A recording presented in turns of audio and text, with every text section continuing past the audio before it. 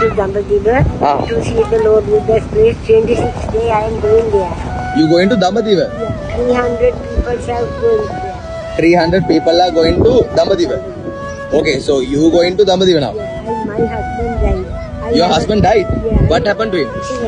Accident? Yeah. How old are you now? 72 years now. 72 years old. Yeah. 72 years old, and what you doing in Goldface? I came to ask the people for money to get my passport. You want to get your passport? Yeah, I know money, Ah. but I am asked the people for money to take my passport. Mama, Goldface ඇවිල්ලා Ah. 1 ලක්ෂ Ah. 22000ක් සල්ලි එකතු කෙරුවා සම්මාදම් කළා. Hari. ඒක අපේ මේ කඩුගන්නාවේ ගුණරත්න හාමුදුරන්ට සල්ලි දුන්නා. Hari. එයා ඒජන්සි එකට සල්ලි දැන්නා. ඇයි දැන් ඇයි උච්චර Dambadiva යන්න ආසාව? මම ඉතින් තනියමනේ ඉන්නේ මගේ රත්තරන්. ඔව්. මම ඉගෙන ගත්තේ Kandy දුක්ෂබඩෙන් කටුගත්තර ඇන්ටනිස් කොන්වෙන්ට්. Ah. My name is Malika Disanat. I would like to go there. You like to go to Dambadiva? Yeah.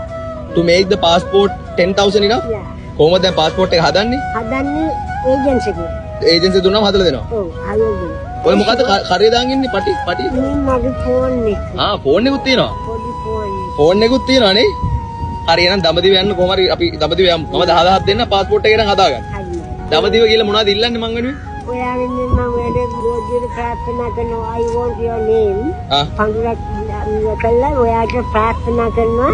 මේ වගේ වාසනාවන්ත ලස්සන පුතුමාරයෙක් මට හම්බුණා. ආ. ඒ පුතුණන් විසින් මට ආධාර උපකාර කළා. මේ පුතුණන්ට ඉන්න තාක්කල් සදාකාලිකව ඔබ වහන්සේගේ ආශිර්වාද පිට ලැබේවා කියලා ප්‍රාර්ථනා ප්‍රාර්ථනා කරනවා.